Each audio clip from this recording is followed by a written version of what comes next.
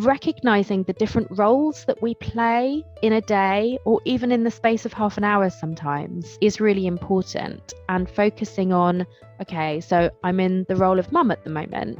What's important to me about that role? How do I want to be with my children? And then maybe stepping away and saying, okay, I'm starting work now. How do I want to be in this role? And then there's a really crucial bit about, well, actually, how do you find the space to be yourself? Hello and welcome to Voices with Talking Talent, the podcast that explores the real issues people face in the workplace. This is a space to have the open and brave conversations that inspire change and spark action. We're Talking Talent, and every week we'll be joined by a different guest. Stay tuned for discussions on the issues that business leaders are trying to overcome and what the future looks like for truly diverse and inclusive organizations. Hi, I'm Lucinda Quigley, Head of Working Parents and Executive Coach at Talking Talent.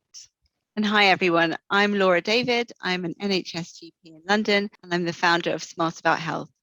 This podcast is all about helping you tackle the challenging areas and taboo areas of health and wellbeing in the workplace. And it's produced by Talking Talent in partnership with Smart About Health. Welcome to our podcast today, everybody. Today, we're going to be talking about the subject of parental anxiety. Let's start off with looking at that subject and what do we mean by parental anxiety, Laura? Tell us a little bit about it. I think what we're talking about here is anxiety, and then we're thinking about it specifically to a group of people, parents. Anxiety is very much a normal experience. We're going to talk about that a bit more, but it's got components to it that people may feel uncomfortable to it. So there's a physiological, a cognitive, and a behavioral aspect, and that's where CBT kind of comes in. Thinking about physiological events to a threat or a perceived threat. When we talk about anxiety, we're thinking about how does it feel in the body? So we're thinking about raised heart rate or what we call palpitation. Some people experience breathlessness or feeling like they can't quite catch their breath. Some people experience chest pain, which is often seen as part of a panic attack, which we can talk about a bit more afterwards. But there are lots of physiological events. Some people experience pins and needles, feeling lightheaded, feeling dizzy, feeling sick. These are all the physical changes that happen when we have a perceived threat. Then we've got the cognitive aspect of it, so the thoughts, what's going on for us in our mind. And that often is negative thinking about this is going to be a disaster, what's going to happen. And you can't necessarily get the clarity to find the solution in that state of anxiety. And it may lead to some of the behavioral aspects, such as avoidance of that situation. And that can perpetuate the situation because by avoiding it, you're not necessarily dealing with the fear. But in the sense that anxiety is normal, this kind of reaction, this fight, flight, and freeze response is essential to our survival. When we were in the caveman era, we may have been threatened by an animal or something trying to eat us or attack us, and we need that anxiety to actually be able to function, be well, and be able to stay alive. Anxiety related to parents, and I can really relate to this, being a parent of 2 young children. Me too. Exactly, we're right here with everybody listening. Is that specifically those anxieties may be related to what's going on for you as a family, what's going on for you in your complex lives, managing and balancing all those plates spinning up in the air, waiting for one of them to crash down and the anticipation of that, and thinking about all of the needs that you have as parents and how that may be conflicting internally as well. So lots of that anxiety may be present for you as a parent, but it may also be anxiety around your children. How are they doing? Are they doing well at school? Am I going to be able to drop them off on time? Did I forget their water bottle today? Or I forgot to give them a snack? Lots of these things can trigger parental anxiety. And then also thinking about other strains and stresses of parents that may be around them being part of this sandwich generation, that some of that parental anxiety may be about your parents, your relatives, what's going on for them. Perhaps people in this position might be a carer or maybe have an ill parent. There's a whole load of issues that can come up for parents that may influence anxiety. Yeah, and I think that's the important bit, isn't it, about this piece around parental anxiety. And I know why you and I were so keen to discuss this topic, because we have both been experienced it, or Yeah. experience it, and we'll talk a little bit about that later. And I think you have, listed several of the reasons why, one, it's normal to feel. And a little bit later on, we'll be talking about how you can maybe manage some of these symptoms, or, kind of behaviors, to feel a little bit more empowered, I think, which, certainly I know for me was really, really helpful. Let's just talk a little bit about, why is it important now, do we think, to talk about parental anxiety? From my angle, and obviously want to hear from you, Lucinda, as well, with your coachees and in your life, but parents have had a difficult time during the pandemic. And I'm not saying that they're exclusive to any other groups. Everyone's had their own set of issues. And as a working parent, I've really felt some strains that parents are under and the pressures. But before I talk about that, I just want to reflect that, of course, there's been really good things as well that have come out of this pandemic, and working at home, and of course now going into a hybrid way of working. And much of that can be around time that you have been able to spend with your family that you may not have been able to achieve when you were in the office every single day. And lots of our clients have reflected that, that piece where they're now having to leave children, take them to school and go into the office. Change feels difficult for a lot of people. It's not necessarily a bad thing. It's probably a good thing. But actually, there's been lots of positive things that we've been able to do to get to know our children more as parents and spend more time with them. And certainly, if we're talking about it generally, dads have actually been able to spend more time with their children and be more involved. So there's been some benefits to the family unit. However, this blurring of home and work life has been difficult for many, many people, and separating what's going on at work and what's going on at home, and particularly when parents were homeschooling, that was a very difficult period of time. And I think that has just added to a lot of anxiety. And of course, we're all anxious about our children missing out on school, but all of the different pressures that have changed and are now changing again as we go into hybrid working can make us feel more anxious. So I think this is a really important piece about why parental anxiety is such an important subject that we feel able to talk about and we normalize. What about from your experience, Lucinda?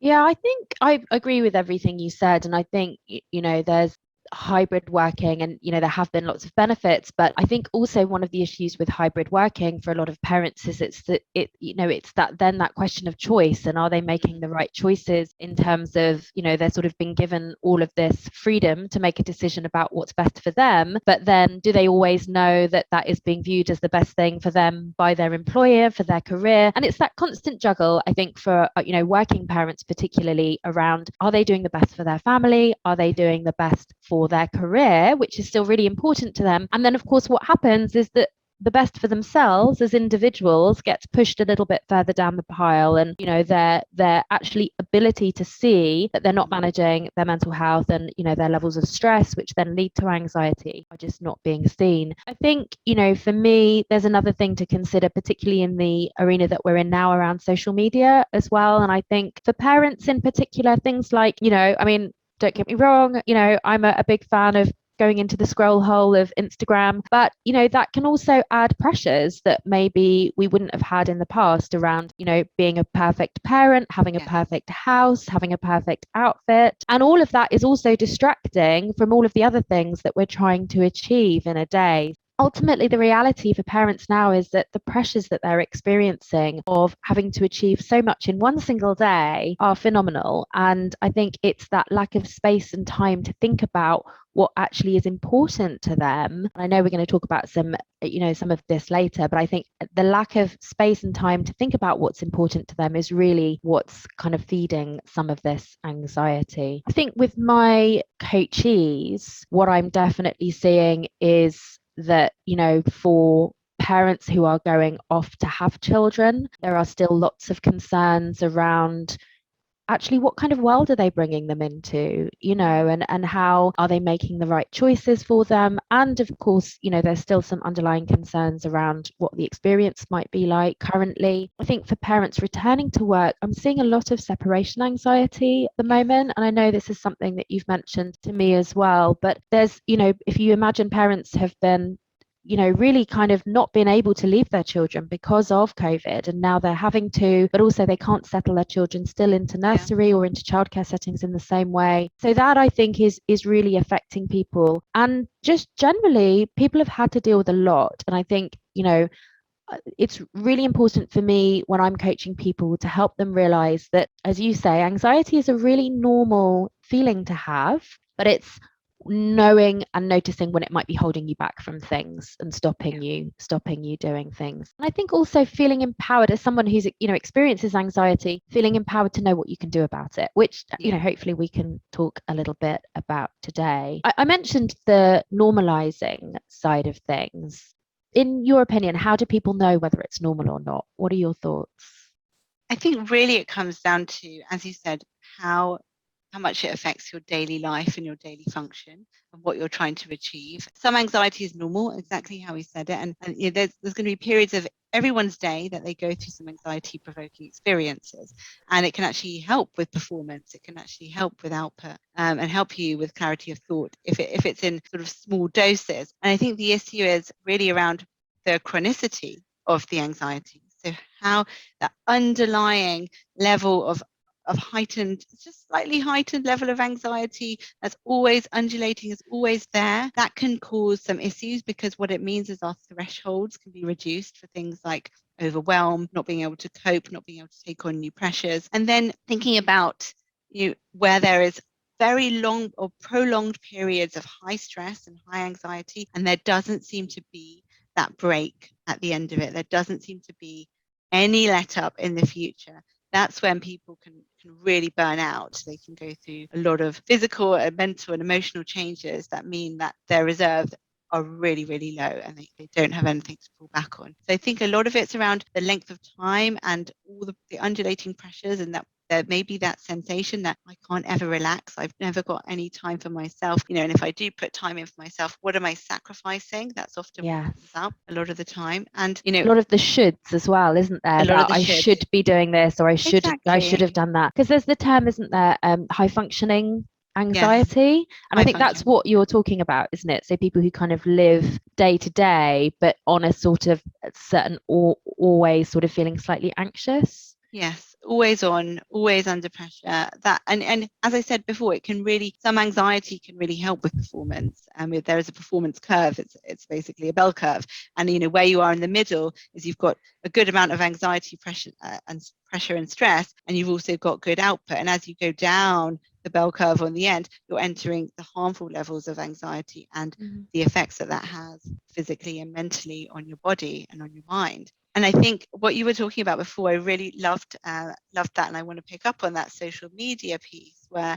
that is what potentially is also contributing to our undulating levels of pressure and stress. Or how are we supposed to be perceived? We're supposed to be able to hold all those plates up in the air, let them spin, and not drop any. And actually, everything's going on for us.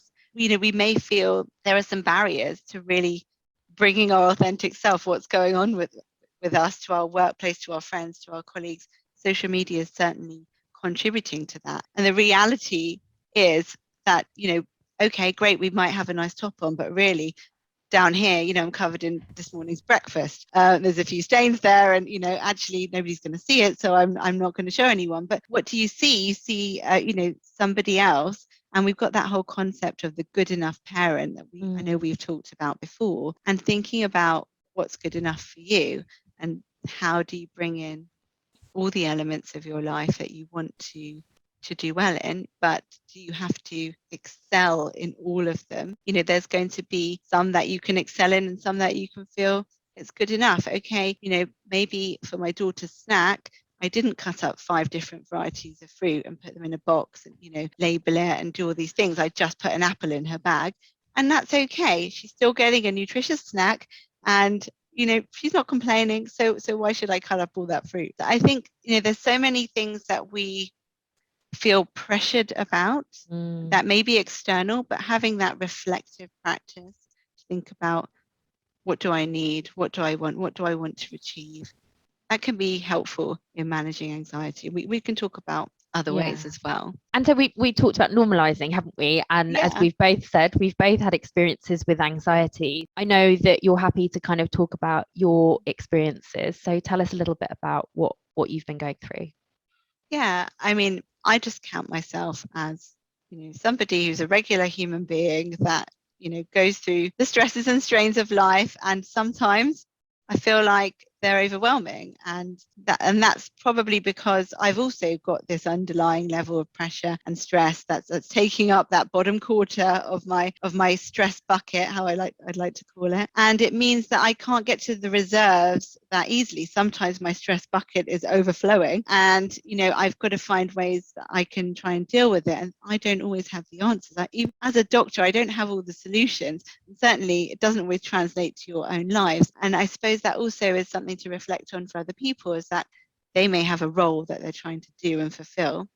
It doesn't mean we always have all the answers. And I do see a therapist. I'm very open to say that in many of our meetings and our sessions, because I want people to realize that, one, having therapy or having somebody to talk to, a professional to talk to, an impartial individual in your life, can be a really good thing. As we invest in our physical health, hopefully we do.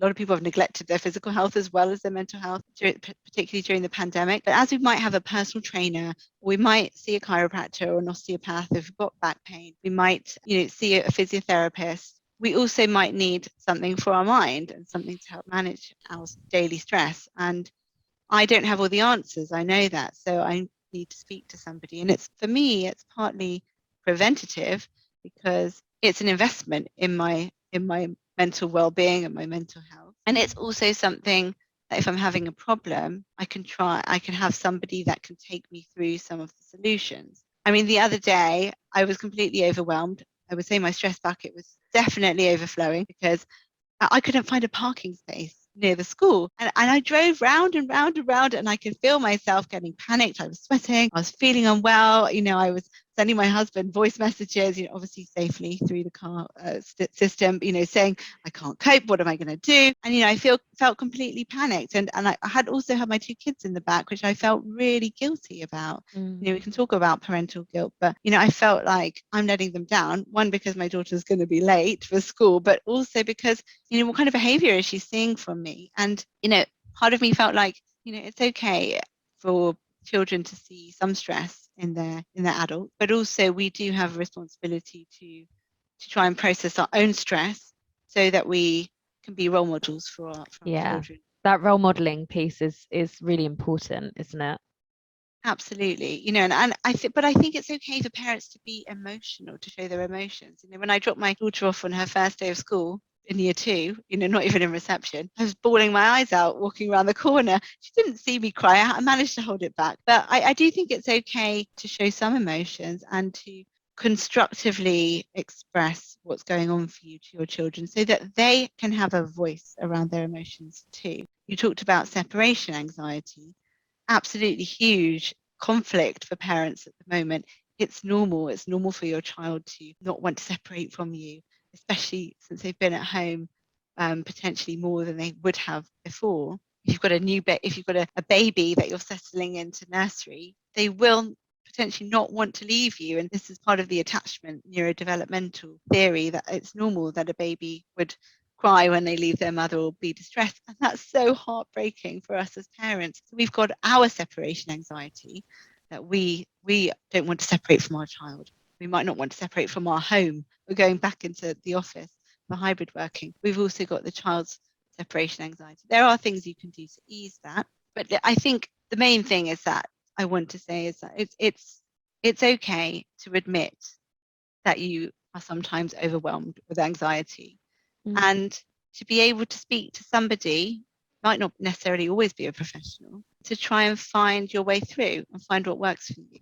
And if it is a professional, there should be no shame or stigma in seeing that person, because what you're doing is investing in your mental well-being and your mental health. I know you've had some experiences as well, Lucinda, and I suppose it's nice for people to hear from two professionals here that it's okay to experience Yeah. anxiety. Yeah, absolutely. And I think I mean I have also had therapy, but I also think, we it's important to acknowledge that therapy isn't accessible for Yeah. everybody, is it? And we're going to talk a little bit later in the podcast just around some things that you can do for yourself to start managing it. But yeah, absolutely. I mean, being really kind of explicit about it, I think my anxiety has definitely actually only really appeared since I've become a parent, as it's definitely linked to being a parent. My son has a peanut allergy, and I think that was a really big trigger for it.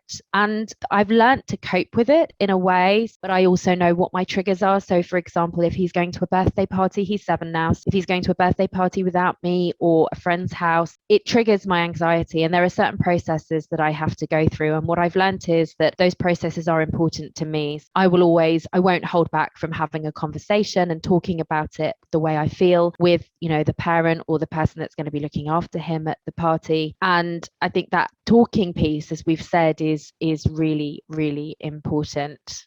So with all that in mind, Lucinda, is there anything that you found that's really helpful for you to manage that anxiety? Yes. So I think as well as having the general sort of anxiety about my son's allergy, I think that does trigger just the general, sort of high functioning anxiety. And one of the things that I really find that helps is mindfulness or meditation. And really simple terms. I mean, some of our listeners may have tried this out. Some people may have also found out it works for them. That they're quite common terms now, but not everybody will know everything about them. And I think the key for me actually is whether it's mindfulness or meditation, it's about slowing down. So it's about finding the space in your day to think about what's important to you. So for me, a really good example is I really try not to. I work at home and have always worked at home anyway, sort of the last 5 years, but I really try not to finish work at 5 o'clock and then run out the door to go and pick up my children, even though my daughter pleads me to. She said the same thing to me this morning. Mummy, as soon as you finished work, you must come and pick me up. And then obviously we feel really guilty about it. But what I try to do is I finish work at 5, or the time that I finish work, and then I will spend 15 minutes. I will give myself 15 minutes. Sometimes it might be to do some housework. But sometimes it might also just be to have a glass of water, to make a cup of tea, to think about what I want to do with the children when they come back in, so that when I do pick them up, all of my intentions around being positive and a good parent and essentially sort of leaving work behind and really being able to focus on the children, I'm able to do that. I know from my experience coaching parents over the last couple of years, you were talking earlier on about that blurring between work and home, and particularly when you're doing all of this stuff, it's intense to be doing all of this under the same roof. Recognizing the different roles that we play in a day or even in the space of half an hour sometimes is really important, and focusing on, okay, so I'm in the role of mum at the moment. What's important to me about that role? How do I want to be with my children? And then maybe stepping away and saying, okay, I'm starting work now. How do I want to be in this role? And then there's a really crucial bit about, well, actually, how do you find the space to be yourself? When you're not being a mum and you're not being a parent. And there's a brilliant TED talk by a guy who I love. He's a coach in Australia, Adam, who talks about the third space. And I know you've got some sort of experiences of this idea of stopping and pausing as well. But for me, that's how I've started to manage my anxiety. What about you? Tell us what do you do? It's been quite an uncomfortable experience for me to embrace certain aspects that, I wouldn't routinely do. So one thing that really has always worked for me is exercise. And we know that exercise has got a hugely important role to play in mental well-being and, of course, physical well-being. But more recently, I've had to, I've felt the need to explore different options. And what I would say is that hasn't always been comfortable for me to immediately adopt these practices because they felt unusual to me. They were new. And I think that sometimes we have barriers that we've put up to say, you know what, that's not for me. I'm not going to do that. And you think, actually, I'm going to try and embrace something new. So a lot of the work that I've been trying to do to manage overwhelm, for example, is breath work. And that fits nicely with mindfulness and meditation, but it really also brings you into the moment, into the present, and focusing on your breath. And actually, we know that physiologically, which is great because it appeals to my scientific mind, is that it does slow down your heart rate. It slows down your breathing. It actually works on the parasympathetic nervous system to activate that, which actually slows things down. And actually, if you really are getting into a state of overwhelm and, I can't cope, I can't think of the answer, then taking that moment to breathe is going to help you with clarity and get you back into being a productive mom or productive parent, productive at work, at what you're doing at work, quicker than if you were just to, let it all just fizzle out. So putting some steps in place for me is what's been helpful. And certainly exercise, again, it's a really important part of my life that allows me to feel good. We talk about endorphins, we talk about some of the hormonal changes that happen when you exercise, and it certainly is a really important piece for most people. And I would encourage anyone to exercise, of course, because of the cardiovascular and long-term effects and the exercise can bring. But it doesn't have to be 5K, does it? It could just be a No, 10-minute walk outside in the sunshine, I exactly. think, Yeah, is really important. outside is important. Yeah, outside in the sunshine or the rain. But yeah, getting those senses going. One thing I've been trying recently, actually, which I'll share with you, and it's not for everybody, is cold showers. I thought I would experiment, and I think that I'm sure you'll know more about the sort of the reasons why it works, but I actually have started really enjoying it, sort of 30 seconds at the end of my shower, because it sort of brings me into that present of the day, and now what am I going to go and do? So yeah, not for everybody, but I think the message that we're trying to get across here, isn't it, that there are lots of ways in which you can start to manage your own anxiety, and it's about finding something that works for you, but also finding something that it, as you say, I think that's really lovely. It's not necessarily going to change overnight, but these little sort of habits that you might be able to create that start to make you feel a bit better. Definitely. And I think what's also really important is to remember that you can allow yourself to do these things and you find your way, and you might not necessarily love the first thing you're doing. One is, it's really good to obviously give things a chance to work and give them the best possible chance of working. So not to give up on things straight away, but allowing yourself that time. And I love that, you spend that time at the end of your working day, which helps you separate the two roles that may be conflicting for you. And that's okay. And to give yourself that permission to take that pause and take that step back, because actually in the long term, it's going to help you fulfill your different roles. It's going to help you be more fulfilled in your working role and more fulfilled as a parent, because we are constantly distracted by all of the different multimedia channels that we have, our phones, our emails still pinging, we're getting a WhatsApp message, we want to quickly check Instagram or Facebook or LinkedIn or whichever channels you're using. And we're thinking about, oh, I've got a deadline, I've got to do this, I've got to do that. Well, what's going to happen if my kids don't go to bed on time? I'm going to start working again and I'm not going to have time. I'm constantly distracted. One, that means it's a less fulfilling experience for us in both of those roles. But two, it means that we then forget about ourselves. We've forgotten that we need some time for us as well, and that's going to help us. So, thinking about the power of the pause, and also recognizing anxiety, and one of the things I really like to talk about is recognizing that what the anxiety means to you. How does it manifest? And with that recognition, we can reduce some of the fear we have about the anxiety. So we talk about about being anxious. You're thinking, I'm anxious that I'm going to have a panic attack because of whatever situation it is. Then that perpetuates into the avoidance scenario. But recognizing that this is anxiety, recognizing that there's potentially a way out if you're experiencing acute, immediate overwhelm or panic attack, and then thinking about the steps you can put in place in your life. I want to talk quickly about this power of the pause, because it was such an important message to me. And we'll talk also about role modeling. So we're role modeling as parents, we're role modeling in our teams in the workplace, also role modeling that, we aren't necessarily the perfect parent and employee and manager and friend and colleague, that actually it's okay to be slightly less than perfect. That's all right.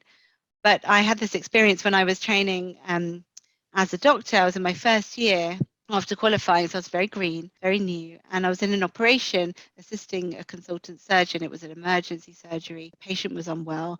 The patient was bleeding a lot. There were things in the operation that were not going right, and what should have been a 4-hour operation turned into an 8-hour operation. But what I saw was that when things were not going right, and he tried everything he possibly could, and things were not progressing in the surgery, he said, "I'm going out for a minute." In fact, it was 15 minutes. Of course, he didn't leave the patient unstable. Everything was okay at that point. There was me standing there, green and not being able to do anything. And the anaesthetist, of course, the other doctor in the room. He said, I'm going to leave this theatre for a minute. So he stepped out. He actually went, he had a quick shower, he changed his clothes, he had a coffee, and he came in after 15 minutes. He was refreshed, and he had a completely new thought process and way of tackling these, and it worked, and the patient survived. And just us recognizing that we can't do it all to 100% perfection. We have to leave space in our day, or space in our working day, to actually take that pause and reflect and do something else, because that will give us energy and clarity and increase our productivity. And something that I think as a parent we often feel is that we've got to rush. We've got to do all of it so we can get to the school pickup, and then we can get to the ballet class, and we can get them to do their reading and their homework and put them to bed, and then we can do more work. And there's no space for that power of the pause in our lives, which we really need. I just wanted to pick up on the role modeling piece, and I think for me that is it's crucial in a way, particularly when we're talking about parental anxiety, because what we're really talking about here is, we know as parents, and as we've discussed, that there are lots of reasons why we experience anxiety, and actually some of our anxiety, as I shared, might be about our children, and some of our listeners may be experiencing parental anxiety because their children are experiencing anxiety. And we know that there are so many more children and teenagers who are experiencing anxiety, and then it becomes part of the family, doesn't it? And it's difficult then as a parent to think about, well, actually, what can I do to help my child that is managing my own anxiety and their anxiety at the same time, so it doesn't become this sort of self-perpetuating sort of vicious circle. And obviously there are lots of ways, and lots of areas that you can go and seek help. But I think the role modeling thing is important to recognize, isn't it? So that if your child can see how you deal with your anxiety, then they in turn, from a very early age, as we know, children learn from their parents, they in turn can see how they might deal with stressful situations. And that reminder that, for our children, we need to remind them, it's okay to feel nervous or anxious, and how might you deal with it. Your example of the power of the pause, I think, is a great one, and I'll very briefly share with you an acronym that I quite often use, that I think you can use as parents, but also with your children as well. And it brings that kind of idea of mindfulness and pausing together. So it's stop is the word, and the S is the stop. So the S stands for stop, and what that really means is just stop what you're doing.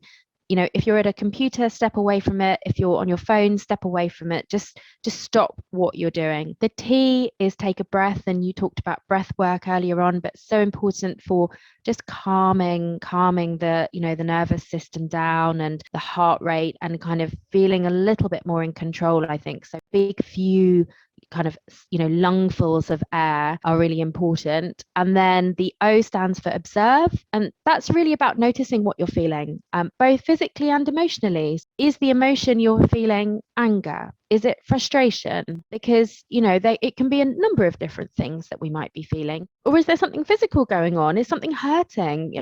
Quite often as parents, we maybe we don't go to the loo, and then we don't do that for 3 hours, then that's the physical stress that we're feeling. Or we might not have eaten or drunk enough that day. So also noticing those things, I think. And then the P stands for what's the positive step forward? What's the next thing that is going to be a positive thing for you to do? I think we've all had experiences as parents where we've maybe been going to get a bit cross with our children, and actually being able to take ourselves out of that situation and then go back in and think about how we might want to positively handle it. So it's just a sort of extension of that, really. So it's stop, and using that to help you manage any feelings of anxiety, I think, can be really, really helpful. That's great, Lucinda. I think it's really important for people just to have a little process that they can go through. And what I would say as well is, as a family, as a unit, is to come together to talk about, first of all, yes, normalize it, and my daughter told me, she was a bit nervous to go to school, certain things about, her anxiety. And I think one is important to use the language in your conversations and allow your child to develop that emotional intelligence, and that they can use that language if they're feeling that way. And where you talked about naming that emotion, trying to help your child to navigate what is the emotion you're experiencing. Is it anger? Is it frustration? Is it feeling sad? Is it feeling overwhelmed? And as they get older, they will hopefully be able to use some of that language, and that's really important, Mm. especially as they become teenagers, that they can use that expressive language, and that can be a way that they can process that emotion. And there may be other things you need to do at the time, and to really also think about doing, for example, mindfulness exercises or breath work exercises as a family. Look, if and not to feel that, okay, look, I'm feeling really overwhelmed, I'm going to have to step out of the room to do my breath. Or actually say, look, this is what I'm going to do now to hopefully help me feel a bit better. And then your child will see that's potentially a solution that they can use. And actually, we're seeing so much more mental health in teenagers and children at the moment, as you said, and mental health problems. And actually, being able to role model what you do can help them to process and make it feel normal. And we know that with panic attacks, one of the really good ways to try and relieve that panic, relieve that anxiety is the breath work. So breathing in for 4 and breathing out for 5, or doing box breathing, so square breathing, lots of different techniques that you can use, but do it together. Mm. And there, we talked about, escalation of emotions, but actually there may be things you can do together to prevent that emotion escalating to a full, red zone. Try and keep it in the amber and bring it back to green. We're looking at traffic light model, but there are things that you can do with your child that can both role model and help them to manage their emotions. And emotional literacy is so important for children. That they're saying that as in schools, that this is a really important part of the curriculum that they should be teaching children, as well as all the academics. And it's Yeah. going to help them to navigate the world and some of the struggles that we're potentially living in at the moment. Yeah, absolutely. That idea of naming your emotions is so important, isn't it? Absolutely. Should we talk a little bit about what clients can do to support parent who might be feeling anxious or experiencing problems with anxiety? Yes, absolutely. And look, I think the first thing as an employer or as a manager, as a colleague, somebody in the organization who's looking out for other people, and we hope that everybody is anyway. But I think the first thing again is to recognize everybody has had a unique experience in the pandemic, and parents have had a difficult time as a group, and that there are specific issues around, for example, separation anxiety, starting new roles, complexity of your routines. As I said before, change is not something that we naturally always love as human beings. We might be daunted by that. So just recognizing that there is different experiences and there may be added pressures, added anxieties. I was watching something recently where I really resonated with it. It was that, how many times do you text your partner, towards the end of the day as to, when are you coming home? What time can you get home? How many more minutes is it going to be until you can come back into that family unit, if you are in a relationship. And, I think recognizing that there are pressures now when people are going back into the hybrid model that may feel uncomfortable. Having that conversation as a manager or as an employer, to find out, what are you struggling with? Everybody's struggling. I think it's okay to use that terminology. What are you finding difficult? Really Mm. have those conversations and use open questions to try and find out what's going on for people. That may be temporary, or it may be a bit more long term. It may be, I'll come back to what I said right at the beginning, that parents may be in a sandwich of caring responsibility, and it may be also that pressures are arising from, are you looking after an older adult or somebody with disabilities? That's also putting additional pressure on how you spend your time. So finding out what people need, I think, is a really important part. And thinking about what the organization can do. If anything, it may not be that the organization has the solution. There may be some things that can be done, for example, to working patterns or days that you're going in. There may be external support that people can be signposted to, or just by having the conversation, people may be empowered to seek external support as well.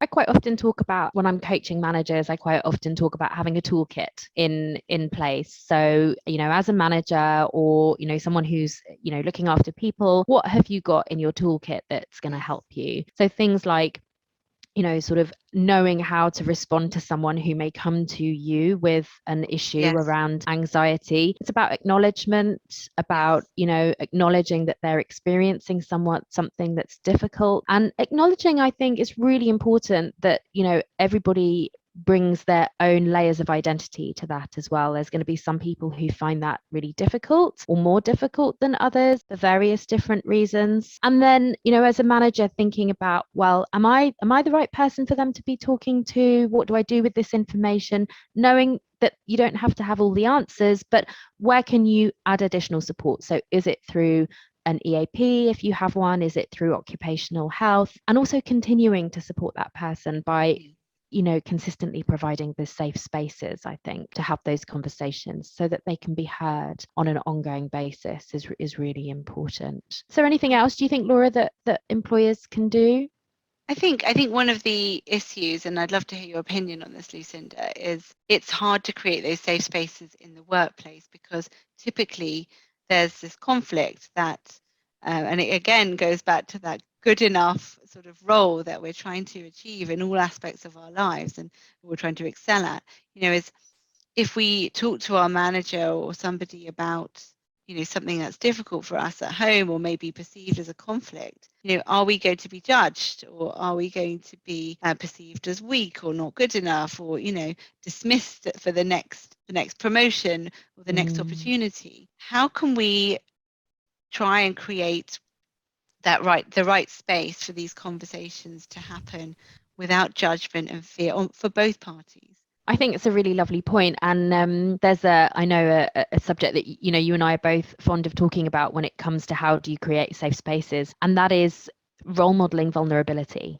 I think is really important to do that. Everybody has had a difficult time, to one end or another over the last couple of years. And in life, everybody has different challenges and different things that they're dealing with. I think as a manager or a leader, if you can show some of the vulnerability that feels comfortable to you, but that is ultimately going to make you seem more authentic and more approachable to your staff, that can really help encourage people to maybe then share some of the things that they are having challenges with, and encourage open conversations. And I think it can be done on a one-to-one level, but it can also be really nicely done on a team level as well. Encouraging people to share on a team level about the different challenges that people might be facing, and how can, as a group of people, a group of humans, how can you support each other? It's really about acknowledging that people have a life outside of work, isn't it? And that, they are so intertwined, particularly for working parents, though consistent juggling of that priorities can be hugely overwhelming. How can you acknowledge that and allow them to talk about that if they need to within the workplace? Yes, and I think, it's also very useful to have things like networks for parents to come together and seek peer-to-peer support and have those conversations. But when we think about networks, to not think of them in silo, to really make sure that there is that additional team support, that it's not just thought of as, okay, go to the parents network and they'll sort it out for you. Actually, peer-to-peer support is great, but it's also important that on a day-to-day basis, there are these conversations happening and the acknowledgement, and then the additional layers can be put in place as well. Yeah, and I think the other thing I would just add that I can sometimes be a bit of a challenge is trying to remove any assumptions. We talk a lot about assumptions when I'm working with managers, and really important to say that, neurologically, our brains are trained to make assumptions for us. We shouldn't judge ourselves for any assumptions that we might be making, but it can be, an easy assumption to make that just because someone is suffering from anxiety as a working parent, that their needs and challenges are the same as someone else. And just making sure sure that, you're exploring it in a way that is appropriate to the individual, I think, from a support basis. And also when you're having a conversation is really, really important. So I think that's all we've got time for today. It's been a great conversation, as always. Thank you so much, Laura, for all your insight you've brought to the podcast today. And to you, Lucinda, it's been really great working with you on this. Thanks to everybody for listening. And just to let everyone know, we've got 2 other podcasts running, which are on menopause and perimenopause, and also on perinatal mental health. So we look forward to you tuning in for those as well. Absolutely. And thank you so much for listening today. Thank you for listening. This podcast has been brought to you by Talking Talent. We're a coaching organization that helps you develop, advance, and retain your talent. Together, we can create a more inclusive culture where your people and your organization can thrive. You can visit us online at talking-talent.com. That's talking-talent.com. If you liked what you heard today, please be sure to subscribe and leave a review. Thank you.